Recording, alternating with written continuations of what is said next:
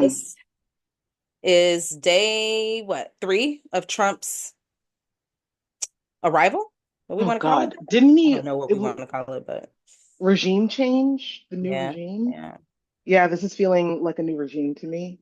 yeah. Trump 2.0 or something like Trump, that. yeah, yeah, 45 and 47 because Right. we Yep. clearly didn't learn from our mistakes. Um, Yeah. So there's been a lot that's happened in just 3 days, right? and I also there's something about this that feels so reminiscent of like the first Trump presidency, right? Because it was like Hmm. every day there was some new fire, there was some new Hmm. hellscape, there was some new concern. Oh God, don't remind me, please. I don't have to remind you, girl, it's already happening. Thought those days were behind us, but here They're we are. not.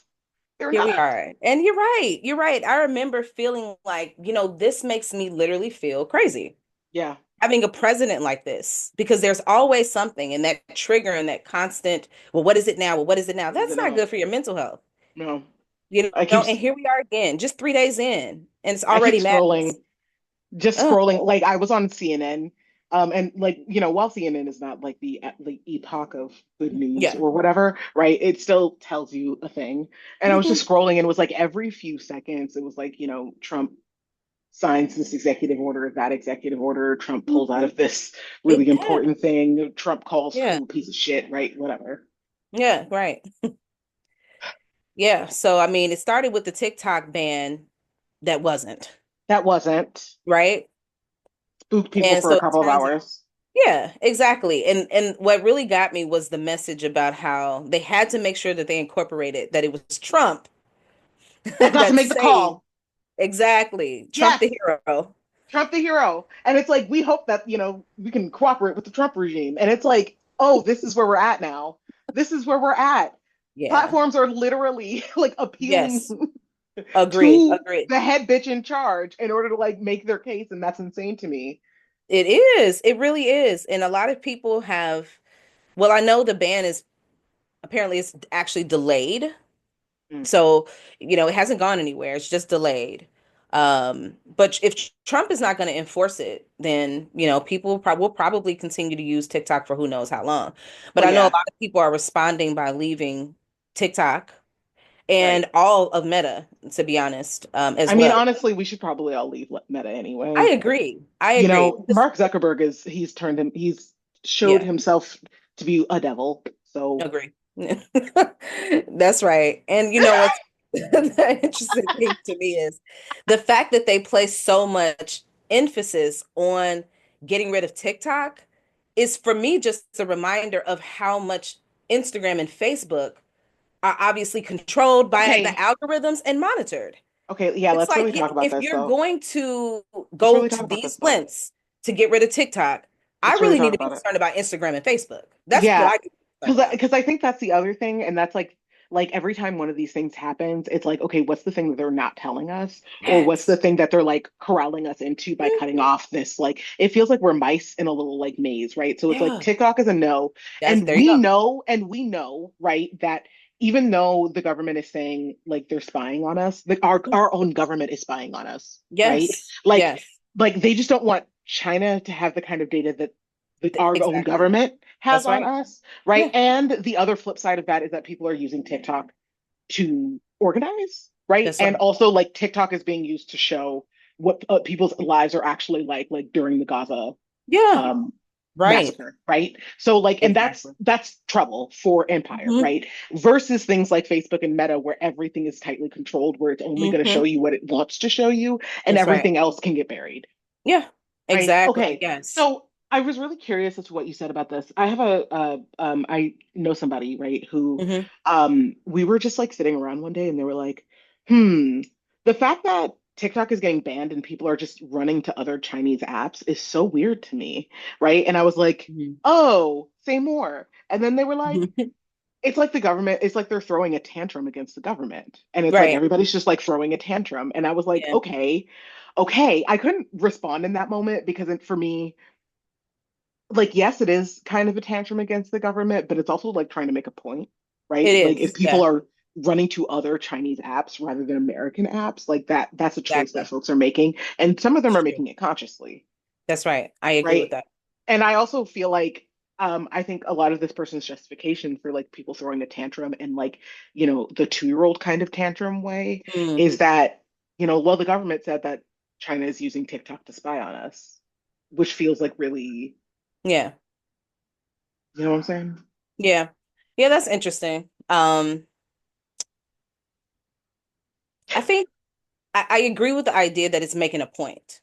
Yeah, It's making a very strong point that you can't control everything, right? Like you can, yeah, you may have taken TikTok away from us, but we'll find other Chinese apps, and Chinese creators will continue to create apps and we'll find those, right, right?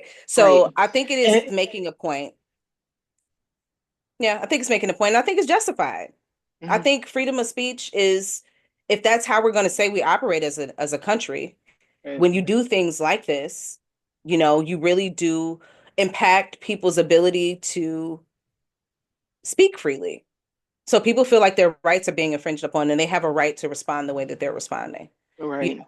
So yeah, those are my thoughts, but Yeah, it's giving like freedom of speech in air quotes, right? Like, right.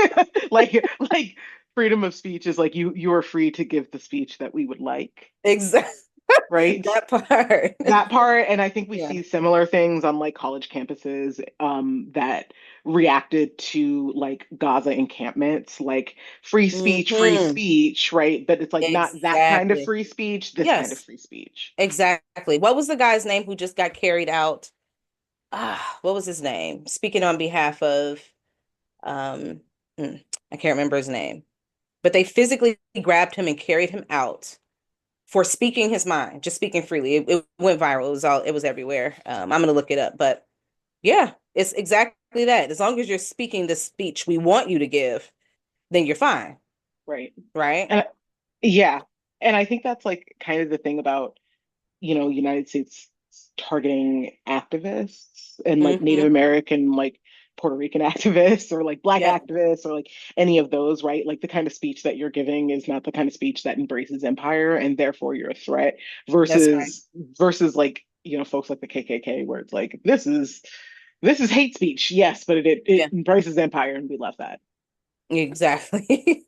Um, yeah, which again just brings me right back to my point about like Instagram and Facebook, your days are numbered because if I don't, I mean, we've always known it, but I see a lot of people, very, influencers, very influential people who are already trying to find other apps, um, Yeah. Black created apps, just going offline altogether, focusing more on building community and organizing in, the outside world.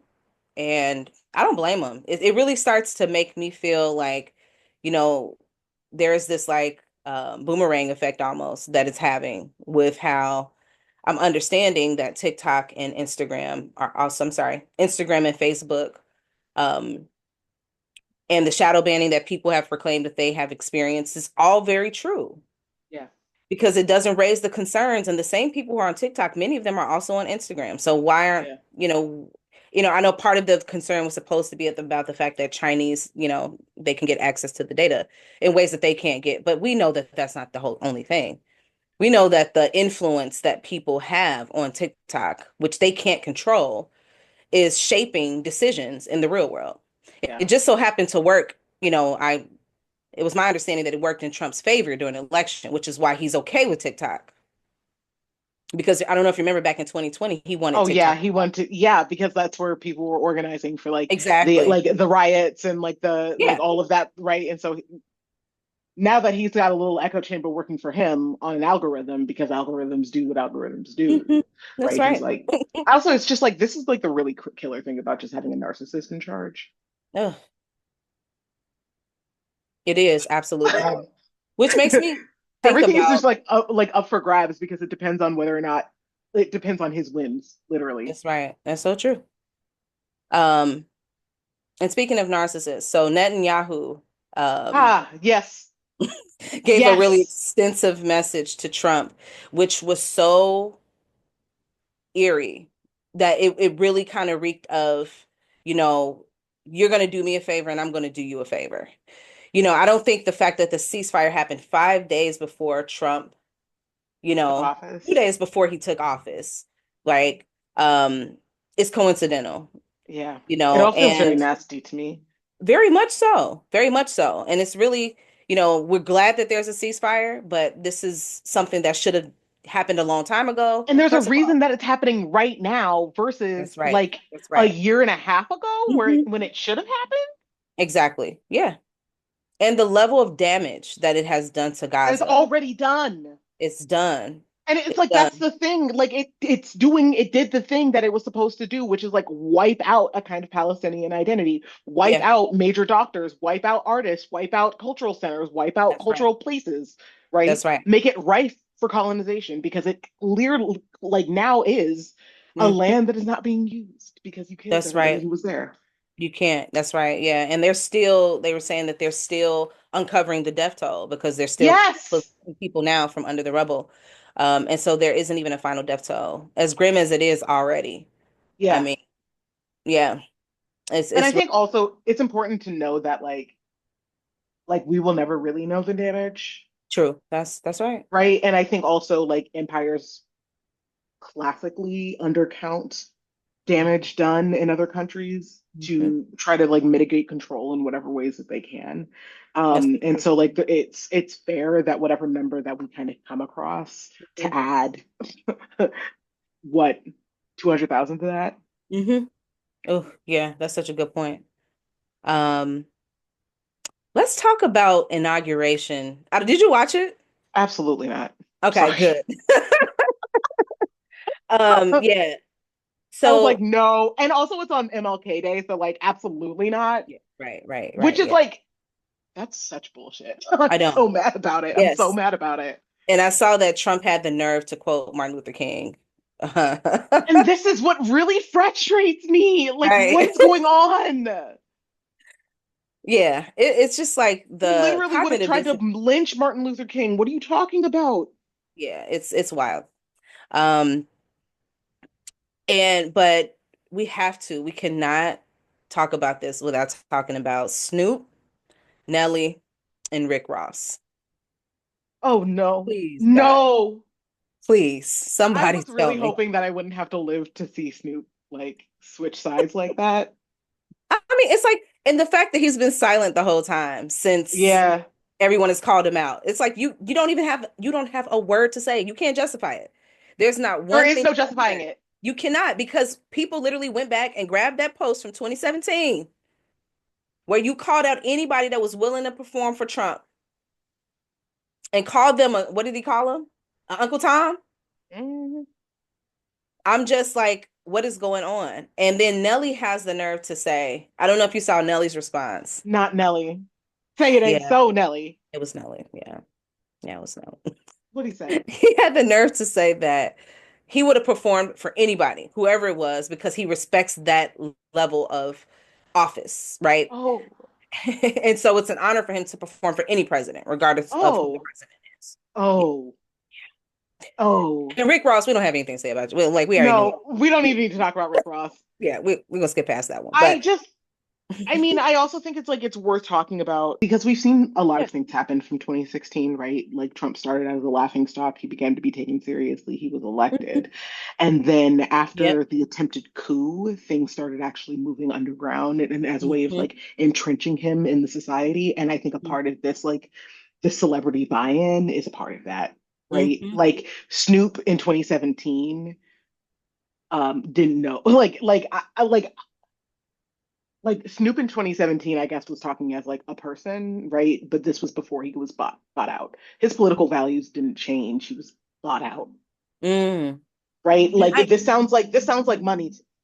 I agree, and it's not like he's hurting for it because Snoop is everywhere, That's what I'm saying. and it's He's like like why? America's rap grandpa. Basically, it's like what is going on, Snoop? We know you weren't hurting for money. Yes. So what is it? I'm just so confused by this. I genuinely would love for him to respond, at least. You know, I love that DL Hughley, I don't know if you saw that, but DL Hughley called out Nelly, and Snoop, you know, and he called out Snoop particularly because Elon Musk made a post comparing Snoop's 2017 comment to him now, like 2017 and now. And like look at how he switched, basically. It's It's in like a bad source of taste, Amy. pride, right? And It's then D.L. it's Hughley in was like, you just gave them the biggest, sense of power. And they really think that they have the black community because they got like nope.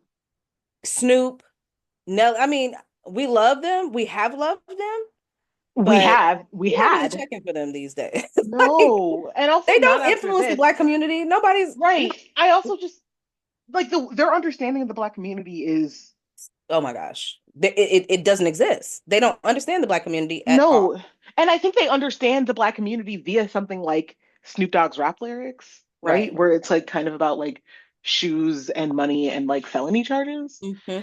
right? And like that's how they're gonna try to like get us, right? Yeah. And also the whole like appeal of celebrity. And I also kind of wonder how much of this is a response to Kamala having like Beyonce and Oh God. Oh, that is such a yeah, good point. right? Like That who is was the other such a person good that point. performed? It was Beyonce and somebody else. Oh, Um that was performing for I wouldn't put Kamala. it past them. Right. And then like Trump had some snarky shit to say, and then now he's pulling out like Snoop Dogg, Rick That's Ross, hilarious. and Nelly. Like that's That's hilarious. That, you know right. what? That's what it He is. was just mad that he didn't think of it first. That's right. That's right. Oh my Right, trying God. to pander to the black community by pandering to black artists. Basically, Right. basically. That's just And that's almost as that's it's just hilarious. Um, because we almost can guarantee, his thought process isn't too complex. So it's no, pretty his simple. thought process is not complex and it's understandably predictable. It is. It is. Yeah. Everything makes him feel slighted, and so he's going to do whatever he needs to do in order to not feel slighted. That's right. Exactly. Um, God damn. yeah. It's terrible having a 5-year-old as the president. I do think that, on a sadder note, thinking about like the two things that have really kind of been circulating, especially today, is like the ICE raids. Oh Um, God. and the trans executive order that he's put in place already in his first, Yeah. couple of days in office. Um, and being in Chicago, which is a sanctuary city, people have mixed feelings about this because it was so poorly handled. Which I think Brandon Johnson did the best he could given the circumstances, but it was Yeah. poorly handled, and there's truth to that. Yeah. Um, I also don't know a world in which an ICE raid is well handled, I mean, but the immigrations, the number of immigrants that were brought over and how they were brought over and how they oh weren't cared yeah. Oh yeah. for, Oh how yeah. they were not taken. You know what I mean? Like, That was a yeah, yeah. yeah, and then A like shit how they show. just dropped them into like already under-resourced communities in ways Uh-huh. that didn't allow people to like meaningfully, receive the Interact. support that they deserved, Yeah. right? And it's just unfortunate, but he claims that he's going after the criminals, which the irony of that, right? The irony of that, as Yeah. someone who incited an insurrection on the Capitol for What's January it called? 6th, right? Who is labeled a felon and who is calling these individuals criminals. Now we do know that some people have come over here and have committed crimes. Like that's going to happen because for one, if they're not being properly cared for, they got to survive. So what do people turn to when they don't have what they need, right? Yeah, like crime is a social construct. Like people don't Absolutely. have things, so they need things, and so they're gonna go out and get them. Yeah, Yes. absolutely. But the language is just massively pathologizing, to Right. the community of how, they came here and they stole this and the armed robbery and the drugs and it's like, most people just want to survive. They do Yeah. absolutely want to take care of their families They just want to have a good life. That's and it. have a good life. And if drugs is the only way they do that, I hate to tell you, that's how they're going to do it. What are Yeah. you offering them that's different? I'm Right. just, And if they feel like they can get a good life via a gun, then that's how they're yeah, gonna go about it. And I think that also is a thing that applies not just for immigrants, but like for folks in underserviced communities, right? exactly. Like poverty is manufactured, and also crime in that way is also manufactured. You can bet when you have a whole bunch of people crammed together and with little to no resources and nothing to do about it, then like yeah, Exactly. And this is why I kind of like want to remind folks who say these things about, well, they did commit crimes and they are criminals, is like when we allow that, we are allowing that same rhetoric to be applied to the issues that exist in our communities, and for Yeah. them to then just continue to fill the prisons with people who Yeah. fall through the cracks because they don't Yeah. have those resources and that support, Yeah. right? Instead of them proactively doing what they need to do to ensure that people have opportunities. And so, yeah, I think it's really important for us to name that. And also, just thinking about the fact that Brandon Johnson seems like he's not going to cooperate. And they're saying that even if he doesn't cooperate, ICE is going to do what ICE does. So, just circulating those resources and making sure people know that they have rights and trying to keep families together, you know? Yeah. This is where community is really important.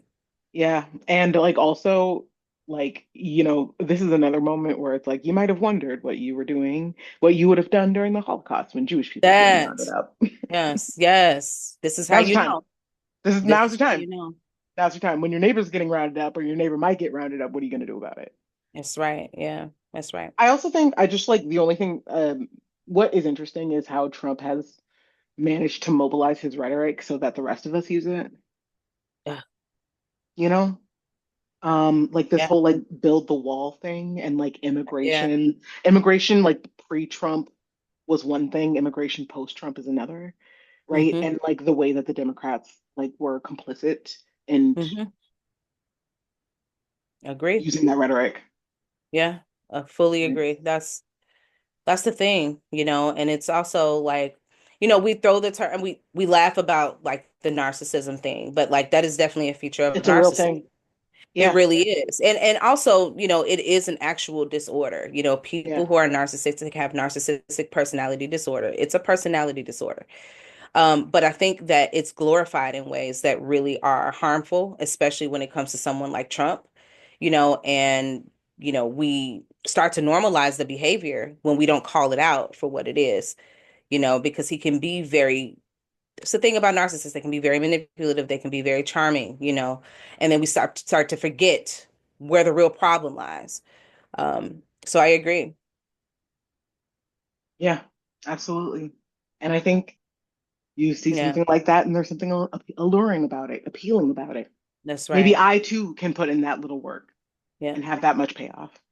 Yeah, no, but it takes a certain degree of narcissism to do that, folks. So we don't. To really, and you don't want that. You don't That's want not that what you smoke. want. That Yeah, that's like that's you not don't it. want it. You don't want it. That's, we don't want to get it that way. We don't want to get it that way. Yes. Yeah. So this is good. So I here we are need some. back again Back again. for the first time, but yeah, back again. First time with Come Through Liberation. Hmm. Um, but Aaron, we're not gonna do a typical like bio. I'm the token man for the day. I'm good. Basically. Aaron's like, I don't need an introduction. I'm nobody's. Yeah. I am not a figure today. I am. I am a statistic. Let's. Oh God, a statistic, a representative even. Right. Exactly. Thank you for being here. We love to see you and to have you share your opinion on this topic, and just for listening to the podcast and for, engaging with us the way that you have. We really appreciate it. Of course, my Mhm. friend. Of course. Very happy to be talking to you about this as always. So. Yeah. Especially since a lot of these issues are, becoming more pressing. Oh my goodness. Oh my goodness. Because, You got to get it out it's, yeah, somehow. it is. Yeah. We're about to be a week into the new regime. Hmm. Can't pretend like it's not happening. So Can't pretend like it's not happening. Right. Here we Yeah. are. Hmm. Okay, Aaron, tell us the shape of your thoughts. I want to know, like, so at the last episode, we kind of pressed a lot of questions about why this certain age group was voting for Donald Trump, and like also kind of shared some statistics about the kind of global divide that is happening on the basis of gender, and also kind of like ideologies of like 18 to 29-year-olds voting for Trump. So, Hmm. where would you like your intervention? Well, I mean, I have to be real up front. I'm 43, so I don't fall in that age group, but I can still, I'll talk about it though. Mhm. Yeah, And I love that. Please. And the other thing is, this is a new thing for me to speak on behalf of sort of men's perspectives, which is a positive thing. I'm happy to be doing it because it's actually a good exercise for me. But historically, I was sort of on the other side of looking at men's stuff and being like, wow, look how like effed up that is, you know? And so I like that. I like the honesty that's going to come out of this. And I like the, you know, just digging a little deep and offering some insight into something that a lot of people who have the internal knowledge aren't able to communicate very well, potentially. So I'm, you know, we'll see, but that's the aim from my side. Okay. And, definitely. So I have a few questions that I want to dive into, and we'll just take it from there. So in that conversation, one of the, you know, responses to why so many men voted for Trump in the 2024 election was that the Kamala or the Harris campaign did not speak to men's issues. Men were left out of the campaign. And so we were trying to figure out, like, first of all, what are men's issues, right? And how are they different than issues that the rest of humanity experiences? or even what can be defined as a woman's issue, because I feel like Yes, abortion is also coined as like a woman's issue when really it takes like two to tango, you know what I'm saying? truth. exactly. So we're just curious, yeah, like what are your thoughts on that? What are men's issues? Yeah, so that is an interesting question. First of all, why is it different than humans' issues, I guess? But it seems a little bit more obvious to answer that question for women or, you know, any other gender group than men, like what the issues are, because they're out there, right? But Yeah. I would say that the way that I processed that topic as I was contemplating it after hearing you all talk about it was a couple different things. One is that what Donald Trump, I think, represents is not necessarily the picture of a successful human being. I think what he is a good picture of in the US is someone who really has nothing to offer humanity, who still made it big and got everything that he wanted. I think that that's a huge part of what the American story and identity and you know foundation really is.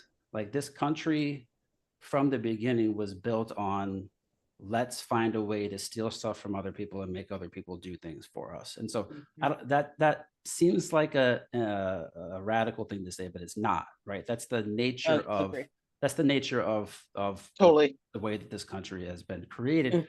And so there's a huge swath of the population that looks at someone like Donald Trump and says, I'm talking about men specifically, that's what we're talking about here, who look at Donald Trump and they're like, you know what, I don't have the extra education necessarily, or the emotional intelligence or charisma. Yeah, I guess so. I don't have genuine charisma, maybe. I don't have you know, some sort of other overarching human quality to offer.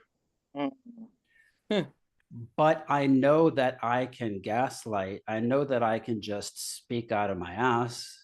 I know that I can just act like I'm the biggest person in the room.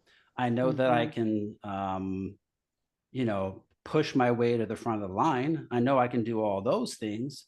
And this person clearly, to me, is showing that that's okay. Yeah. So I really don't have to do anything anymore. I don't have to worry about whether I'm good enough or whether I can be successful in this country or whatever, right? This person represents a path to the American dream as I conceive of it, without me really having to do shit, except for maybe work, right? And then just do other things that are comfortable to me in my current condition without making any progress as a human being. So that's something to me that I see with Donald Trump, is that he represents the basest existence of being a man, and yet at the same time is extraordinarily successful in material terms, in terms of American, society. Yeah. That's one thing. That's on the why support the Trump campaign versus Kamala Harris campaign side. But another, and then maybe focusing more over to the Kamala Harris campaign side. What is coming out of that? What is that candidate exuding, or that party exuding to me as a man? Kamala Harris, maybe for us, isn't the image of like all the qualities that we're looking for, right? But I think that I can still say she's representing things like social responsibility to a decent degree, having to be considerate of other human beings around you and thoughtful about how your actions and decisions will impact them, having to have a level of personal achievement in education and career and things like that to represent such a high office in the country, right? Like compared to Trump, she's like, grad school and he is like fourth grade, right? So it's like there's this big, huge gap in that type of personal achievement or characteristic that's being shown forth. Honesty.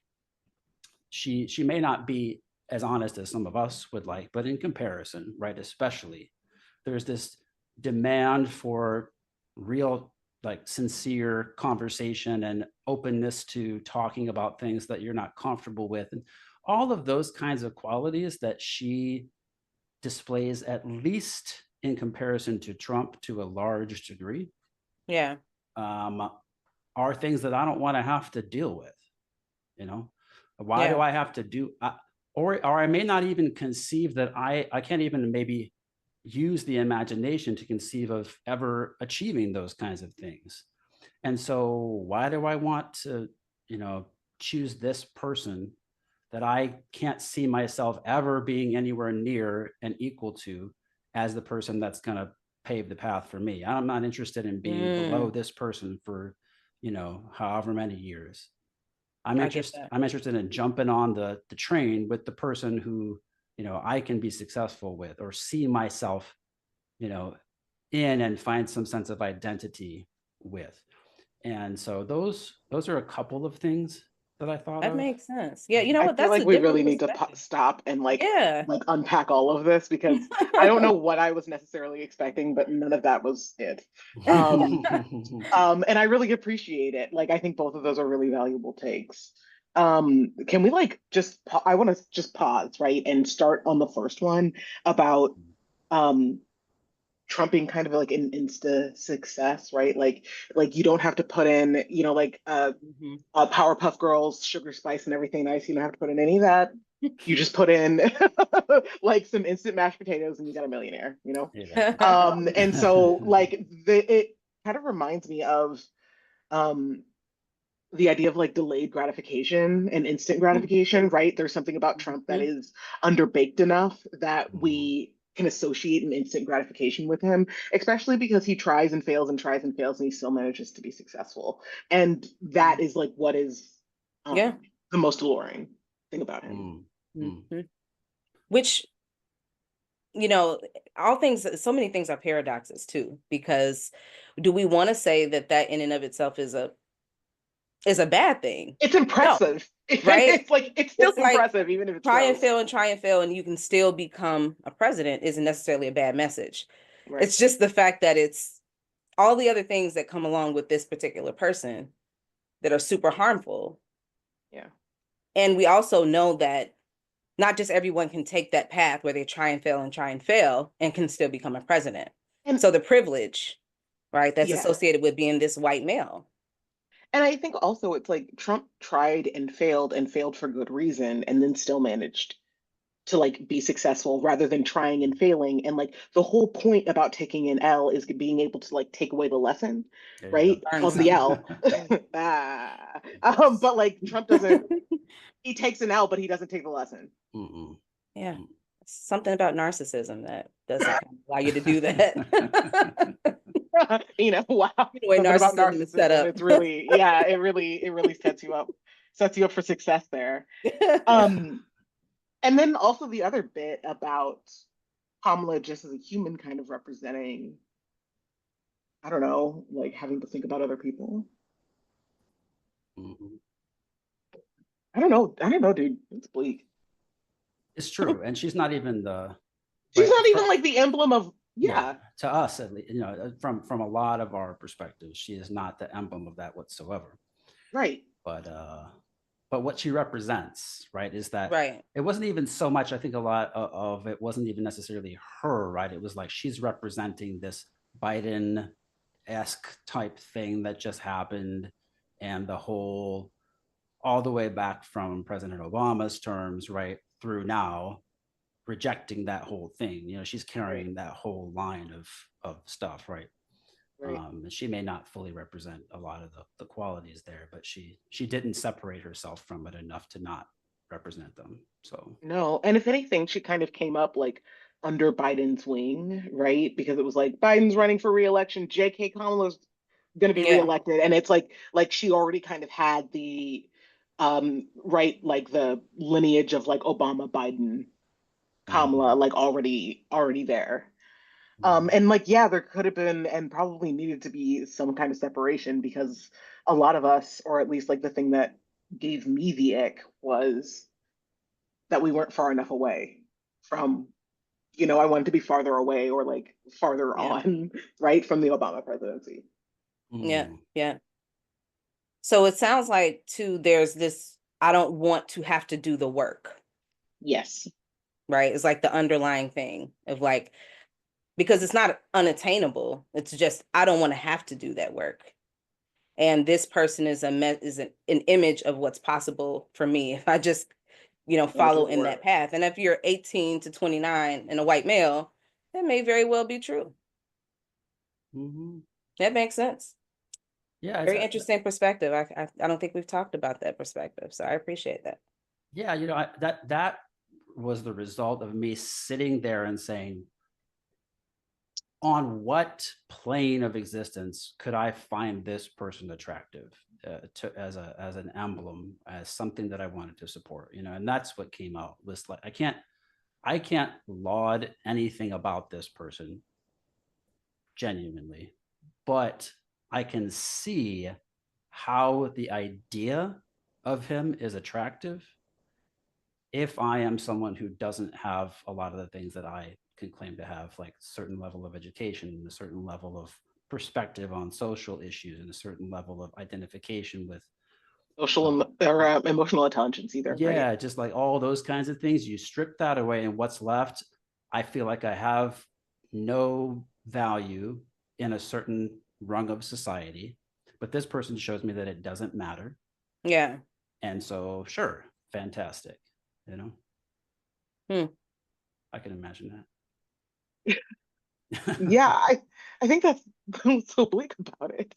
It's like, yeah, I can Yeah. also imagine that, right? Of like if Yeah. you're, and I think also it makes sense of like because some of the articles we read kind of talked about how men in this age group or like single men are less likely than single women to like be able to like own houses or like have certain kinds of jobs or like be a certain kind of level of happiness, right? And so if Mhm. it's like if I can just attach myself to if I can look up to somebody like this who doesn't seem to need any of those things either, then I can Yeah. do it. Ooh, And this is not surprising. I think when we think about all of the DEI efforts that sprung up following George Floyd's murder, right, and how those have quickly fallen. It's always around the discomfort, right? The discomfort that it actually takes to actually execute on what you say you believe in, right? Because a lot of these individuals would not classify themselves as racist. They don't see themselves as racist or misogynistic. or misogynistic. But when you have to actually do the work, that's there's in that period right there where you start to second guess and it becomes too uncomfortable and you go back. That's when I want people to start thinking about, what racism actually means. Yeah, and like what misogyny actually means. Like I Mhm. think we've gotten really close to understanding these things as like a blanket term, right? Which is why white people like start falling out of their skin when you call them a racist, right? Because it's like a label, but it's like these are actions, like Or voting for the inaction, guy or inaction. right? Because a lot of people Yeah. like to think of it as like, well, I don't I don't actively, actively run people consciously, down. Yeah, I don't run right, do people down these with things, guns. Yeah, but being complicit or being unwilling to do the work is also racism. it's also racism. Yeah. Yeah. Um, I guess my next question is like, maybe the first question doesn't matter, but maybe the second question does, which is like, how do you think we got here? And like, what factors kind of got us here?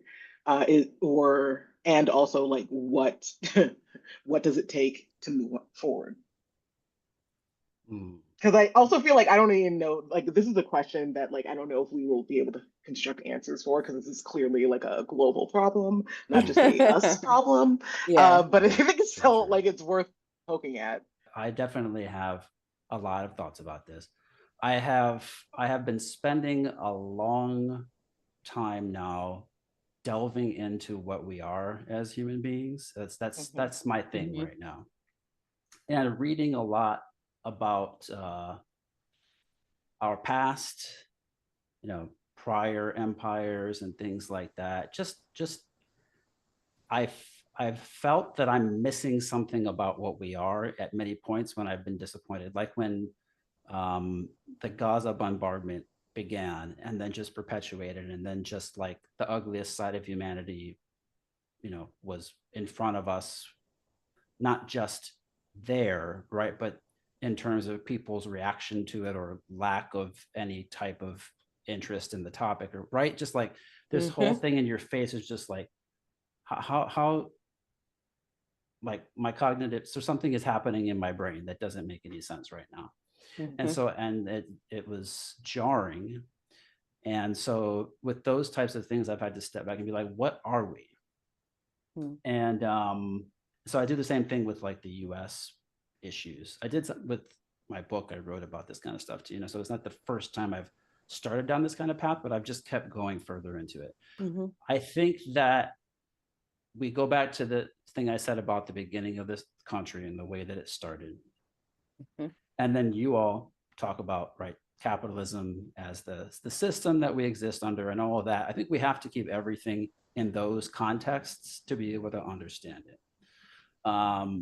Because when you look at what is considered um, acceptable, successful, and all of those things, right? Those are baselines for where people are going to operate at Mhm. best, right? Like what we're creatures on this earth, and at best we are governed by the status quo, Mhm. probably.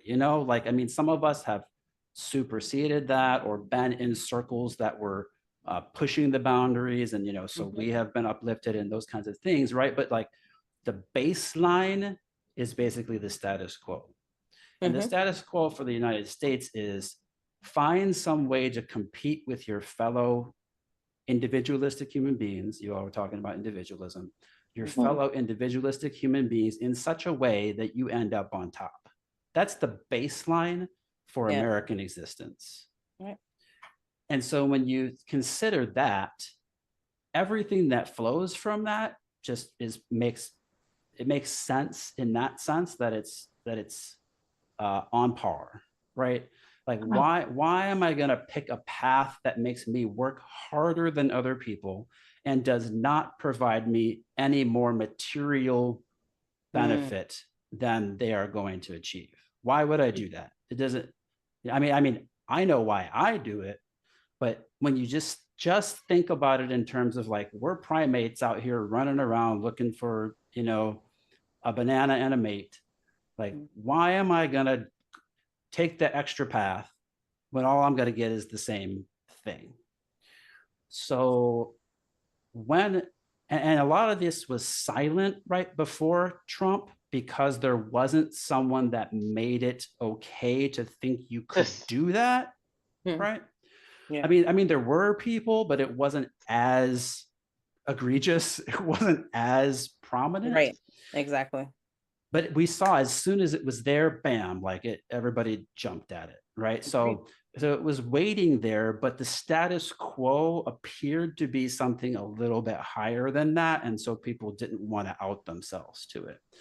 But now that we've seen this like baseline come back in strong, everybody's like, yep, that's where I am. And they just come right in right there. And that has been a sobering experience for me to recognize that, because it was always somewhere as like a part of our population, but it was never something that I thought was going to be our future. It was always something that I thought was like slipping into the past slowly, right? You know? Yeah. Right. And now we're like, oh shit, right? Like that's not, it sure didn't go away, right? So, I mean, that's making me seem a little bit more naive than I was, but that's the sentiment. And so what do you do about that? It's a bleak picture. Like I genuinely, as I sit with it, every time I sit with this topic, I don't have anything to say but like, this is rough, you know, like this is a rough situation. And that's what I literally said like 5 minutes ago. Like it's bleak as hell. Wildly bleak. Yeah, it's a rough situation. And y'all were talking about in that episode, do empires have to fall? And we don't have a lot of examples of societies that get to a place like where ours is, that have a successful revolution, I guess, that leads them to something different. You maybe look at like a place like South Africa or something like that and say like, oh, there's some kind of something like that in that direction happening, right? Or Europe is ahead of us in a lot of ways, we think, you know, but again, neo-Nazi, they're having the same kind of and all fascist that uprising that we are. Yeah, so it's like, did anything really happen there, you know, that changed things? I guess not.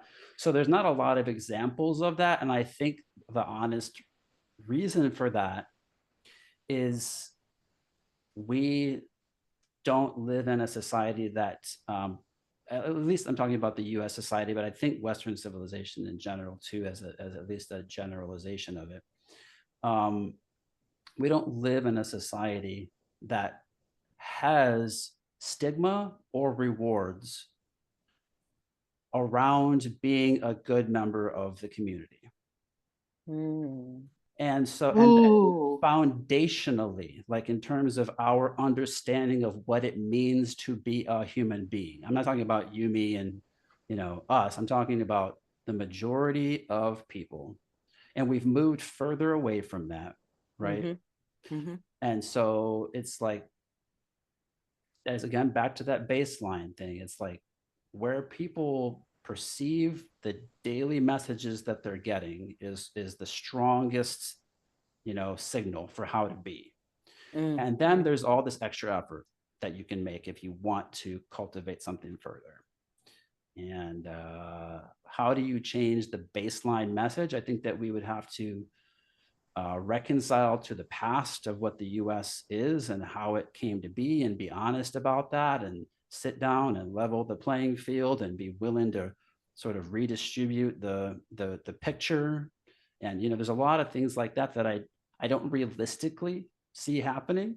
My picture of human beings, from everything that I have learned and paid attention to and really tried to swallow properly, is that we don't do things that we're not forced to do, generally speaking. Right. And so what's going to force us? I don't have the answer to that question. Maybe the earth will catch on fire or something. And then, like, you know, I don't know what the answer is, but I don't think it's this is not I'm all about hope and imagination and seeing ways that we can improve things. But just from an intellectual perspective, like, I don't see political means or like financial means even, or whatever, of overcoming something like this. I think it's deeper than that. I agree. Ooh, Aaron came on here and dropped several bombs. Ouch. All right, cool. Cool. Yeah, okay, so obviously everything for me comes back to Octavia Butler, so shocker. She has a passion, she has a passage in one of her novels called Dawn, which is the first book of the Xenogenesis trilogy, in which the aliens that have encountered humanity tell us that we have two contradicting traits, one of which is that we're intelligent, and the other one is that we're hierarchical, and that they bump heads constantly. And so I Mm-hmm. think what you said about the baseline being that you have to find somebody to compete with and then come out on top both reminds me of that and also helps reinforce it, right? Because we're smart enough to be able to identify someone and be able to figure out a means on top, but we're, and we're also hierarchical to be thinking about it as like being on top rather than like being in community with or like working together with. Yeah. Mm. Yeah. Yeah. And I also think that you're right about um, living in a society that doesn't have stigma or reward for being a good community member, right? Yeah. Like it's like your reward is um I will say this, your reward is like trumping your fellow member, you know? Mm. Ultimately, I feel like when I say that, I try to be honest and feel like I think back to like when my dad was a kid or something, you know, it's like, well, they did have this sense of like, you should be a good member of your community, whatever that little town was you lived in or whatever. Right. Mm-hmm. Mm-hmm. But it didn't really necessarily go anywhere beyond that sphere, except for in sort of like the patriotism sort of way or Right, something like that, you right, know? right. And I think it's also like, we think about community maybe in a and maybe like your average American maybe thinks about community on the small scale, right? Like my town, my family, rather than thinking about us all as members of like a global community, right? Or even smaller than that, like a country that's community, Yeah. Mhm. Agree. Really good right? points.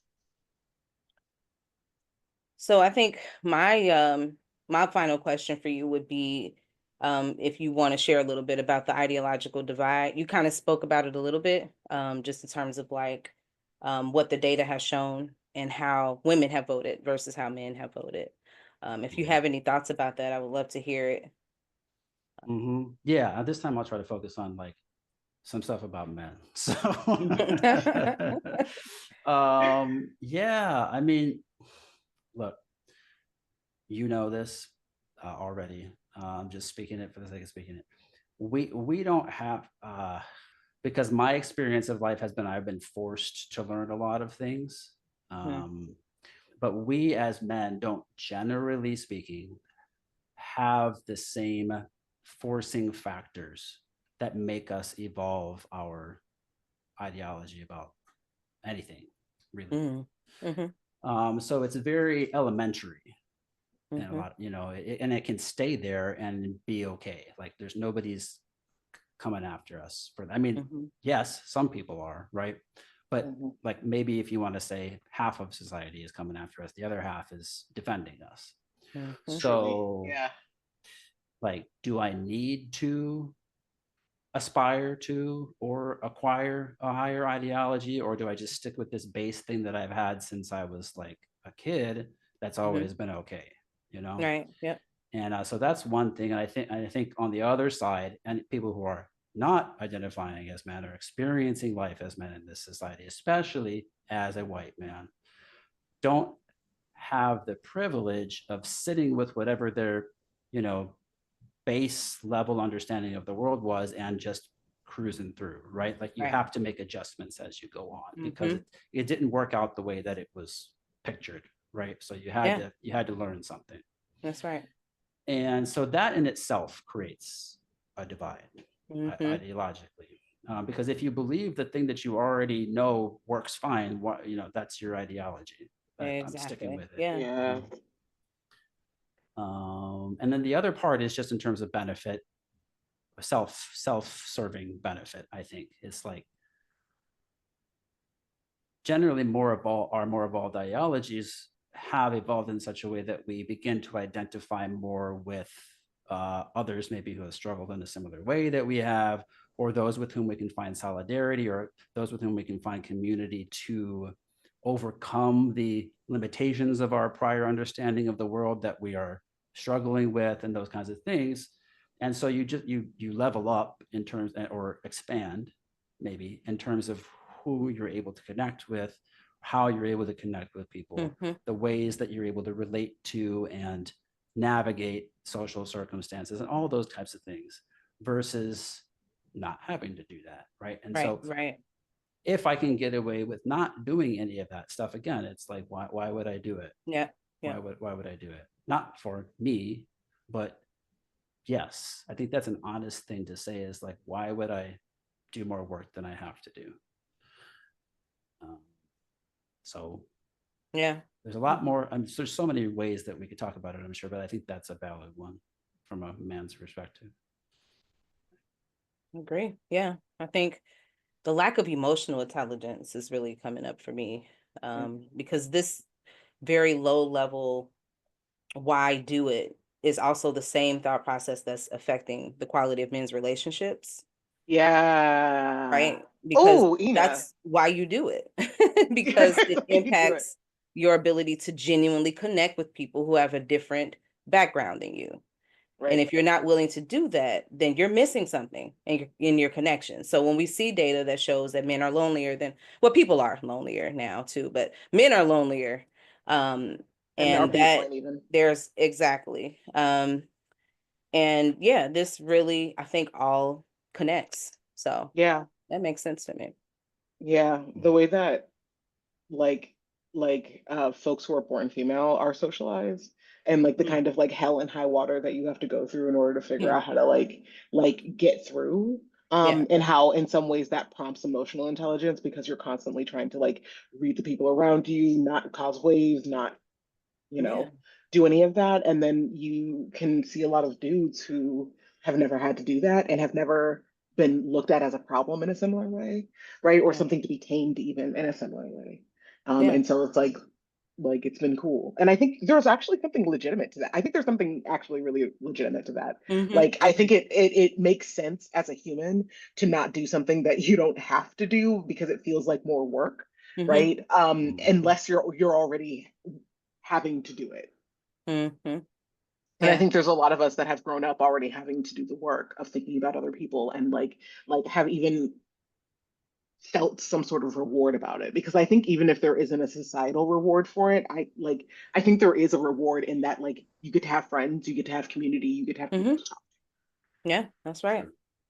Right. Like, I think that's the thing about being a good community member. It does, society doesn't make it better, but like the thing, like you putting into the thing brings it back out to you, and that is what's successful about it. But I think also if you're not used to what that feels like, then you wouldn't necessarily do it. And especially if you really fully internalize the idea of that your major roles are to be the protector and the provider. Yeah. Right? Protectors and providers are lonely. Exactly. They don't have to engage in the other stuff necessarily because they are focused so much. And sometimes just, in terms of resources, are depleted because they're focused so much on protecting and providing that the other stuff is not even a consideration. So, yeah. And so then the divide just gets wider and wider. And that's what we're seeing in 2024, 2025. Yeah. Fully.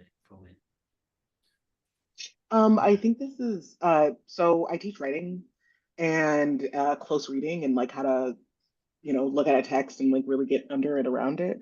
And we have a lot of students who obviously are like, why do I need to do this? What's so important about this? And one of my colleagues has like the best way to answer, like the best answer for this, which is like, we figure out how to do this so you can practice empathy, right?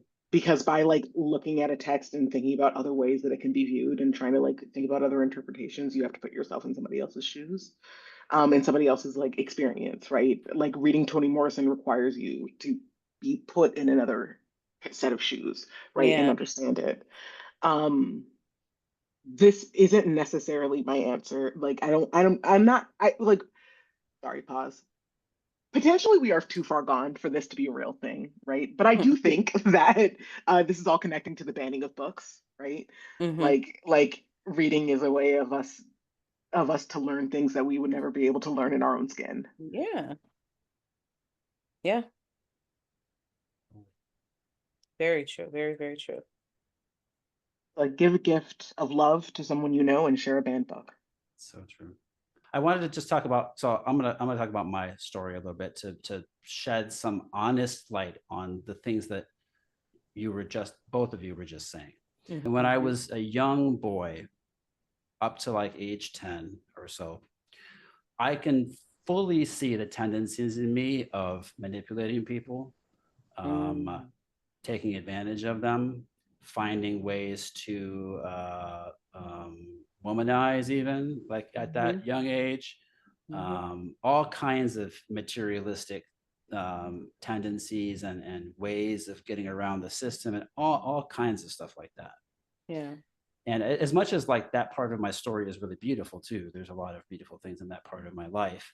I know that I wasn't some kind of like flower child or whatever, golden philosophical, being at the time. I was also just like a male child, socialized as a male, gonna be a male, Yep. And then this thing happened where I was pulled out of my environment, and every source of security that I knew more or less in my life in terms of social circle and educational circle and cultural circle and all of those things, and thrust into a place where I had to learn to survive all over again in a different way.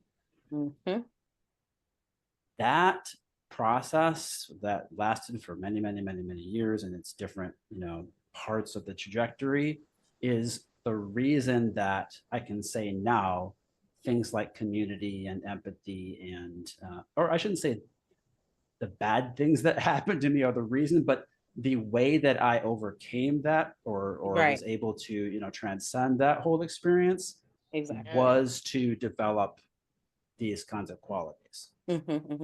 L's are for both losses and lessons. Yeah. Yeah. 100%. Like you don't have to, like I could have, if maybe I were more Trump-like, I could have just like somehow found a way to be a con artist and succeed without ever growing through any of those experiences, Yeah. But somehow I didn't have that gene or demographic or money in my parents' bank account or whatever all the things were, right? So instead of that, I had to struggle in a different way and find a different, deeper, more internal way to come through that. And I can't fathom having gone through the level of work that I have gone through if it were not forced upon me to do it. That doesn't mean that I wouldn't have done any of it. It doesn't mean that I would be a horrible person. I would still be something different than, the Trump of the world type personality. But I can't say that I would be where I am now, because there could have been much easier ways for me to find happiness or satisfaction in my life. And so when I look at other people, I have to be honest about it. It's not something I want to admit, because I don't want to let go of the idea that other people are going to come to a place that makes my life easier. I want my life to be more surrounded by people who have developed qualities that I value and want to, and I have to practice in my own life. Yeah. But there is a degree of honesty I think I have to reserve for this idea of, would I have been all that much, I don't say better, but like in a better place had I not been forced to? I can't say that I would have. And so it makes sense on a level that a lot of people are there. And like you were saying, a lot of people they're not actively being racist. They're not actively being misogynist. They're not actively trying to do horrible things to people. They're just not making the effort to not do those things. Right. Exactly. Yeah. I think I think we're butting up against something that is really interesting, which is like kind of the idea about like, the shit that you go through in your life. What does it do for you? Right. And I think there's a lot of ways in which like really terrible shit happens and there's no way to justify that happening, right? And in the same hand, you learn things about yourself that you never would have had you not gone through some terrible shit, right? And even like grad school is kind of framed and structured around this idea that we're just Mhm. gonna like put you through hell and you're gonna learn a lot about yourself because we put you um I know it sucks. Don't go to grad school. Nobody go to grad school. Okay. But Mhm. but I think that's true, right? I think there was a lot of things that I had to learn and do differently and like think about differently because I was like constantly up against problems, right? Or like things like Yeah. I felt like things were constantly trying to eat me. Hmm. That people put that other people that even my classmates didn't have to go through because they weren't the same, right? Right. Demographic, Yeah. size, whatever. Yeah. That's very true. Mhm. Makes a lot of Yeah, sense. I think what you said about like I didn't turn out like Trump because like maybe I don't have the gene, maybe I don't have enough money in my parents' bank account, maybe I don't have the demographic, right? Like it's funny because like there's a lot of things that have to line up well in order for a Trump to happen. And it's interesting because it happens quite a bit. Oh, it's true. Yeah. Totally agree. Yeah. Agree. Yeah. Yeah. Yeah, you said previously, right? Like this idea of being able to fail again and again and still be successful. There's a lot of us who, if we failed as badly as he did even one time, that would be the last time. It would be That'd be the it. Yeah. We'd be buried. Yeah. Yeah. So, Yeah. yeah. And And the it's more like marginalized the the the easier. worse, right? Oh, I Yes. mean, so for example, one of the things I was just recently talking about in one of my therapy sessions was how Black women in leadership, when Fuck you up make one time. right, you make one You got mistake, one time. that's it, you're incompetent. Like Yep. that's it, right? Yep. So yeah, absolutely. So it's not the failing that's the issue. It's the fact that all of the privilege that comes along with the fact that he has been able to do this in the ways that he has been able to do it and continuously receives passes, right? mhm. So it's just a slap in the face to the rest of us who don't have that opportunity. Yeah. And like also the kind of stress that everybody else has to carry with the idea of like, oh my God, like let me make sure that I've crossed all of my T's. I've dotted all of my Yes, I's. Like I've done everything right. And that's I right. think even then there's been so many cases, especially of Black folks, where it doesn't matter if you do everything right, they're still gonna get you. That too. Yeah, exactly. Exactly. I've been thinking a lot about like some of the sexual assault cases that have been coming up, and like the Me Too movements that have been happening, and how interesting it is that we have people who are able to commit some of these crimes and like be able to come back, right? And also folks who are able to commit some of these crimes and like they get buried, right? And I think I wonder if um some of the backlash against like people like Bill Cosby or R. Kelly is like, because they're Black, we don't want to put all this undue heat on them, because we don't want to bury them further. Right. I wonder if I turn everything into like an analogy about like sexual assault and power, but I'm sorry if I do. Legitimate topic. Mhm. To be fair, most things have something to do with power. So Power. yeah, yeah, power is It's always present in some form or fashion. Yeah, and I think it also like the force that Aaron was talking about, I think in some ways is power, Hmm. Yeah, right? Like who has the power to like make you do what you ought to do? yeah, And for some demographics, nobody else has the power. Like they have the power. yeah. Hierarchy can't even exist without power. There has to be Power. some power dynamic for hierarchy to be, the structure that we operate within. Yeah. Yeah. Damn y'all. This is a little bleak.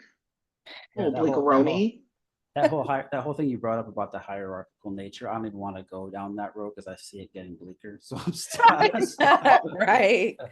No. Exactly. Uh, Yeah. Yeah, and I think that's the other thing about, I mean, Octavia Butler sci-fi and like some especially like Black sci-fi in general is that it can get quite bleak because like if this is the logic that we're all functioning on, we're all fucked. Mm-hmm. My French. Oh, sure. Yeah.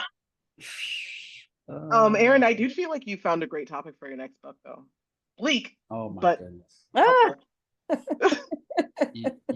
You put it out there, so now it's, oh man. Yeah. Now it's floating in the universe. It's out there now. Ooh, wow. Ooh, wow.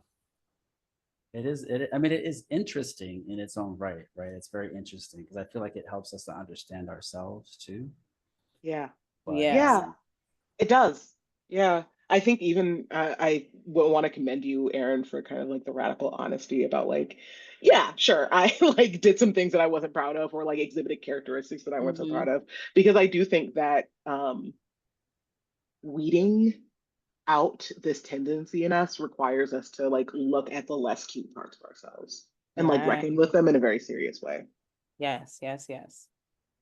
You know, the ways in which we have either like the ways that we have mishandled power, the ways that we have like coveted, the ways that we have you know, yearned for power, right? And also like what we do when we have it. Mm-hmm. Ooh, that's good. That's good. I feel like that's like a perfect way to kind of wrap it all up because as much as this is about men and men's issues, which we have all agreed don't exist, um, um, this is also, there's something in it for each and every one of us Because because it's about power. it's about power and it's about the discomfort that comes from grappling with the parts of ourselves we don't like, right? Yeah. Or that are we're not proud about. And all of us Yeah. have to do that work. That's Yeah. a gender-based thing. Uh-huh. So yeah, I think regardless of your identity markers, that is a great way to kind of end this off or a note to wrap up on. Yeah. The last thing I want to add, I feel like I'm on a roll, I'm so sorry, is that I do think it's interesting that we started this conversation about men and we ended it about power.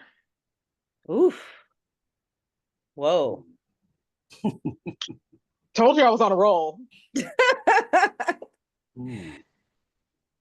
What an observation. Thoughts to take home.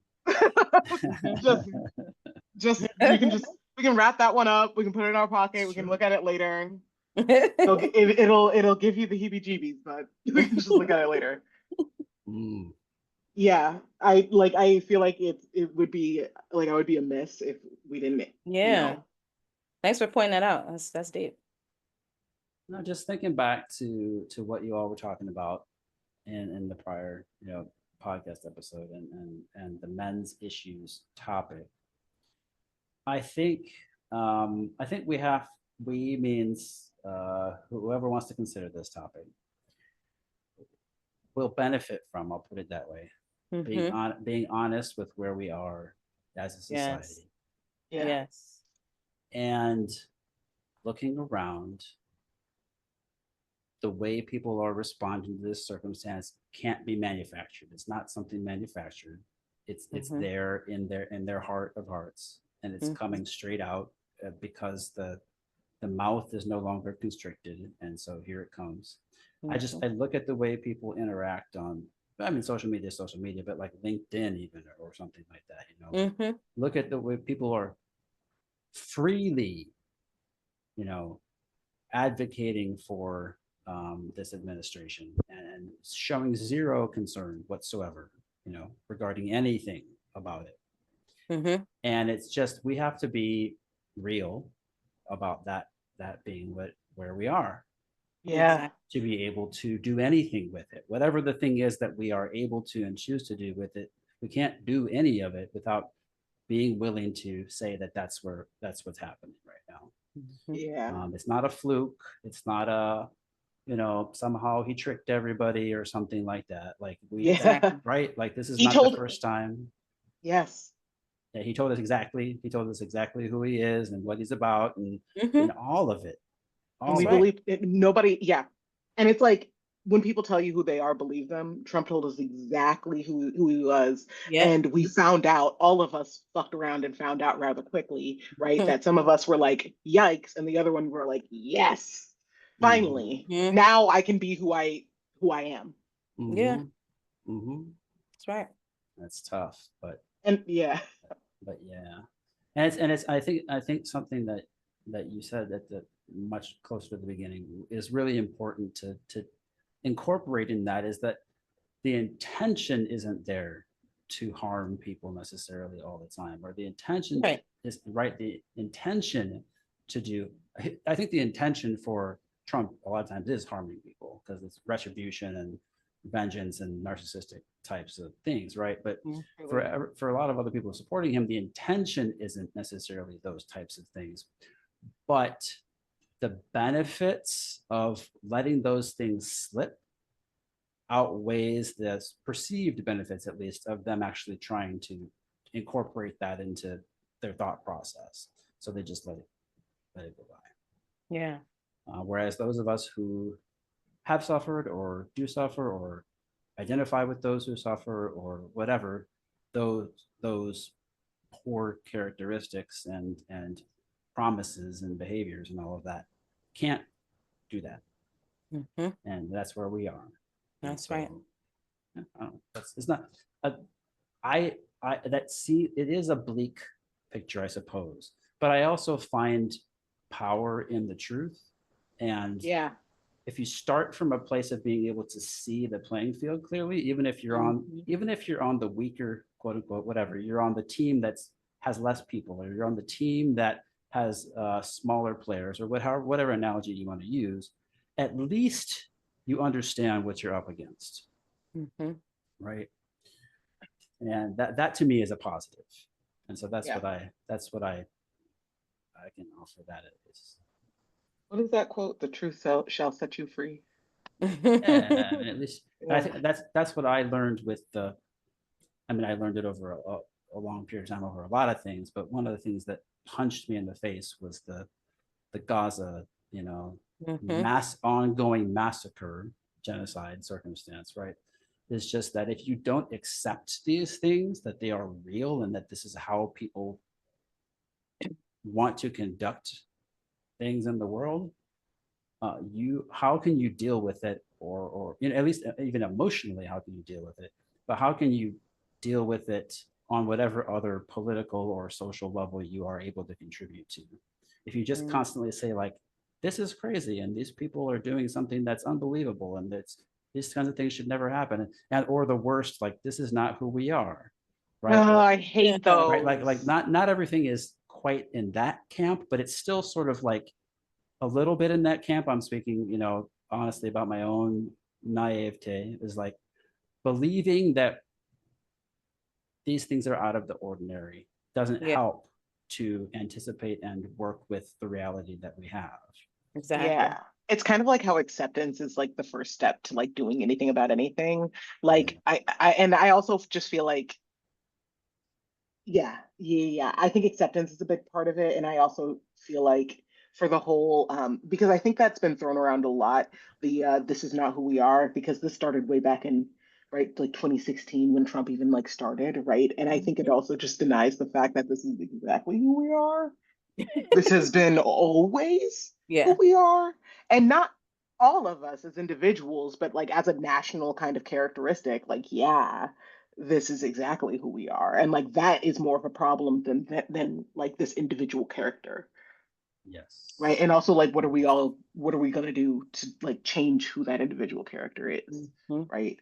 I like there's something about this that reminds me of so when I was in like middle school or high school, I got lucky enough to like take a trip to China, right? And so what was really interesting about this trip, besides the fact that folks really didn't know what to do with Black people there, is that no one really could believe that I was American, right? Because Americans look like Donald Trump, right? White, blue eyes, maybe with a military uniform. Yeah. Interesting. So Like I don't have anything to like wrap that around, but I do think that that is I bring that to the table. Makes sense. It's the Yeah. picture of the imperialists or whatever, right? Like Yes. Mhm. Yes. Yes, yeah. exactly. Precisely the picture of imperialism. Yeah, it makes me think about Baldwin's quote, and we talked about this in the last episode about how you can't change what you're not willing to face. Mhm. So yeah, And you so can't that's the face what you're thing. not willing to see. That right, you have to see it. You just have to call it out for what it is.